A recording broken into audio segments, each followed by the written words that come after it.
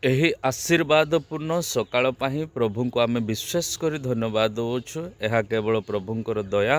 ଆମେ ନୂତନ ପ୍ରଭାତରେ ପ୍ରବେଶ କରିପାରିଅଛୁ।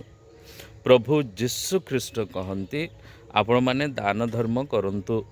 ପ୍ରଭୁ ଯୀଶୁଖ୍ରୀଷ୍ଟ କହନ୍ତି ଆପଣମାନେ ଦୁଃଖୀ ଦରିଦ୍ରମାନଙ୍କୁ ସାହାଯ୍ୟ କରନ୍ତୁ, ଅନାଥ ଲୋକମାନଙ୍କୁ ସାହାଯ୍ୟ କରନ୍ତୁ। ସାହାଯ୍ୟ କରିବା ଏହା ଈଶ୍ୱରୀୟ ସ୍ୱଭାବ।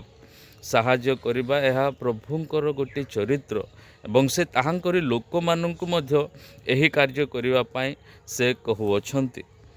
ଆମେ ପ୍ରଭୁ ପରମେଶ୍ୱରଙ୍କୁ ଧନ୍ୟବାଦ ଦେଉଅଛୁ। ସେ ଆଉ ତାହାଙ୍କରି ଲୋକମାନଙ୍କୁ ଏ ଜଗତରେ ସେ କାର୍ଯ୍ୟ କରାଉଅଛନ୍ତି। ଅନେକ ପ୍ରଭୁଙ୍କର ଦାସ ଦାସୀମାନେ ଏହି କାର୍ଯ୍ୟ କରୁଅଛନ୍ତି। ପ୍ରଭୁ ସେମାନଙ୍କୁ ଆଶୀର୍ବାଦ କରନ୍ତୁ, ଦୟା ଅନୁଗ୍ରହ କରନ୍ତୁ ଏବଂ ଆଗକୁ ମଧ୍ୟ ବହୁଳ ଭାବରେ ପ୍ରଭୁ ସେମାନଙ୍କୁ ବ୍ୟବହାର କରନ୍ତୁ।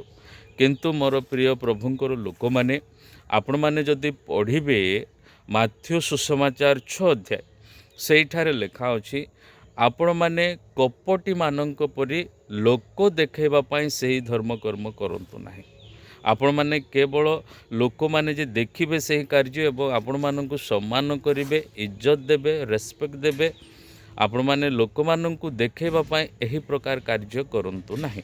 କାହିଁକି? କାରଣ ପ୍ରଭୁ କହୁଅଛନ୍ତି ଯଦି ଆପଣମାନେ ଏହି ଧର୍ମକର୍ମକୁ ଲୋକ ଦେଖାଇବା ପାଇଁ କରୁଅଛନ୍ତି ତ ଆପଣମାନଙ୍କ ନିମନ୍ତେ ପିତାଙ୍କଠାରେ କୌଣସି ପୁରସ୍କାର ନାହିଁ। ଆପଣମାନେ କୌଣସି ଏହି କାର୍ଯ୍ୟ ବଦଳରେ କୌଣସି ଆଶୀର୍ବାଦ ଆପଣମାନେ ସ୍ୱର୍ଗୀୟ ପିତାଙ୍କ ଠାରୁ ପାଇପାରିବେ ନାହିଁ।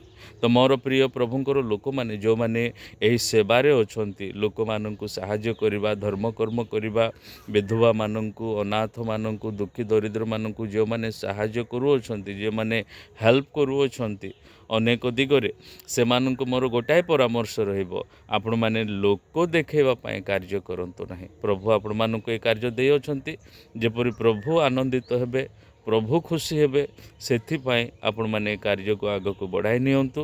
ପ୍ରଭୁ ନିଶ୍ଚୟ ଆପଣମାନଙ୍କ ନିମନ୍ତେ ସ୍ୱର୍ଗରେ ପୁରସ୍କାର ରଖିଅଛନ୍ତି। ଧନ୍ୟବାଦ।